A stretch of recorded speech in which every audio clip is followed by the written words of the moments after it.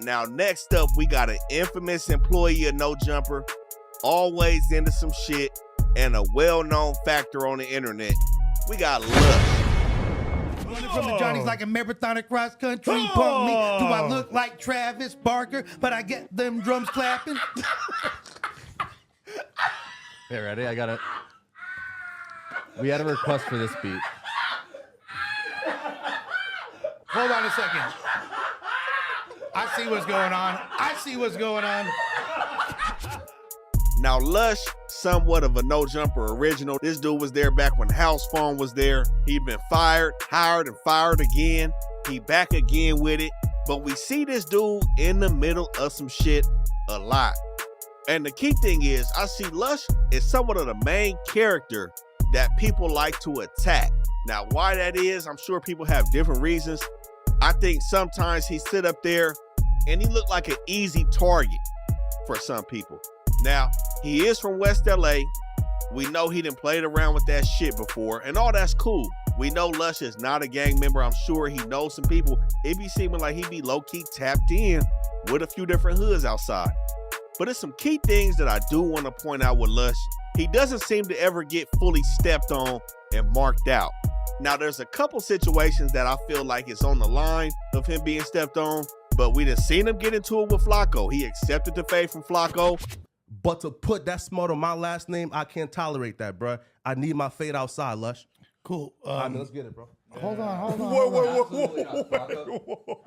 Wait. Hold on a sec. Can he speak his piece? What the fuck just happened, y'all? Because I guess that's all fuck. He didn't take, I don't know what happened. Like I said, I don't know what goes on when the camera is turned off at No Jumper. When niggas be saying a whole bunch of shit, why they not just going outside and handling that business? I can't say exactly what happened, but we seen Flacco get up there, call Lush out for the fade. Lush accepted it. We seen Brandon. We seen he called Brandon a dropout. Lush be talking spicy to some niggas. I ain't gonna lie. He was on the phone with somebody that was rocking with Lil Brazy, calling them all types of bitches and some more shit. And we see him take the fade from Suspect. And, you know, that was refreshing to see. We seen somebody actually take a fade. And, you know, it'd be a lot of shit going on. And for somebody who, like I said, most people like to target or attack, to see him take the fade is what we want to see from a non-affiliate. You can't just get marked down and stepped on just because you're not gangbanging. Now, Lush has said that he doesn't want to fight, but he will fight. But there's other situations that I see are kind of like unfavorable that he's put himself in. So we seen the situation when Sucker Free from Lennox had got killed. And, you know, he had that crazy ass song disrespecting the black community. And, you know, some people at No Jumper asked to play the song. Now, Lush was against playing the song. Brick and Suspect wanted the song played. When they played it, they had this nigga Lush apologizing for what Sucker Free said. Honestly, I'll pay the difference if it's like that. Because that's like that. I just say you probably shouldn't be I want to hear it. I wanna be like blacks and wanna pump what they say. We don't say You finna best me shit.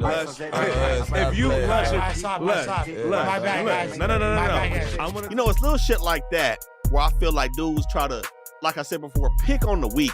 And not saying that Lush is completely weak, but y'all know what I'm talking about. He's not a menacing character. He's not finna walk into a room and just be checking shit and niggas be looking at the floor when he pop up on him. You know what I'm saying? So I do think he takes a little bit too much disrespect at times. But I do have to question, is Lush into the backdoor business? Did he collude with Brandon and Flacco on backdoor and Suspect? You know, that's some heavy shit. Like I said, he already took the fade with Suspect, so in his mind, ain't shit to be scared of with this nigga. Go ahead and backdoor this nigga, get this nigga out the way. That takes some balls. And that seemed like it low-key was the case, that he did participate in that backdoor. Now, there was another situation, and I think him and Suspect had a lot of back and forth before this situation, but when he called Suspect's dad a rat. And Suspect's dad is a rat. Nigga, you made statements. In the paperwork, you made statements at the preliminary hearing. And then when trial kicked off, you said you didn't remember what you said at the preliminary hearing. You said you was afraid to keep talking, but nigga, you made them statements. And what I didn't like when I seen it, when Suspect thought he was doing something when he caught up there when his dad was on the phone, Lush big broed the nigga and turned it down. I understand, but these are two non-affiliates. Suspect dad ain't gangbanging either. If a nigga's a rat, he's a rat. And that's some other shit I want to talk about with the misconception of non-affiliates and snitching. A lot of motherfuckers get up on here and say, he's a non-affiliate, he can snitch. Never. I don't give a fuck what it is. Ain't no snitching allowed, period. Like I said, don't just let niggas confuse you and mix you up and saying, well, you a non-affiliate, you can tell, you can snitch if you want to. And there's gonna be repercussions behind that.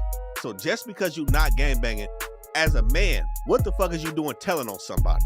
Suspect dad made paperwork, he took offense to it, called Lush out, Lush turned it down. That's what I didn't like.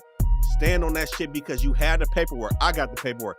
Everybody seen the paperwork, the nigga snitched. So it's those type of situations that I be seeing from Lush where he start high, then he go low. Like when he kicked them niggas out of No Jumper. He stood on it. I think them was his homies. He kicked them niggas straight out. And they was turned down. He punked them niggas. That's it, dog. No, that was weak, fool. I saw you. No, you won't, bro. You're banned from this motherfucker, bro. You're not the homie. Let's go. I'll see you later. No, hey, guess what? Fuck you, bro. And then there's a situation when Unc flashed on him when he kept bringing up what Unc said to Munchie. And the nigga from Grape had to step in and say, hey, man, let's just stop. So, you know, a lot of back and forth, giving and taking from Lush. And I believe some of that is induced by being under the influence of some substances. Now, I don't know if he's still playing hardball, but every now and then I do believe that he be into some shit. But he does have some intellectual days as well on No Jumper. And you know, I don't think Lush is a buster. Like I said, not the toughest, but at least we've seen him take a phase. So I gotta give Lush a C+.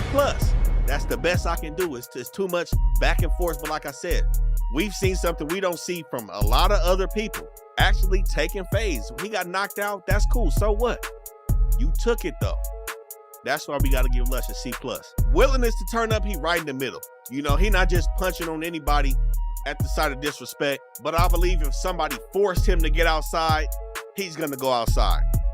Minding his business when it comes to gang politics, he does that. I don't never see Lush talking about no gangbanging shit. I'm going to keep it real.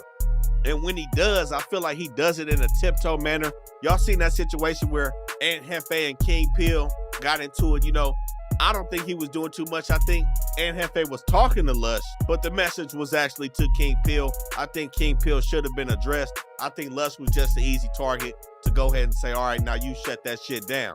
And even though Lush somewhat of an easy target, I do feel like he still gets respect from the people that cross him at No Jumper. So that's why I gave him a C+.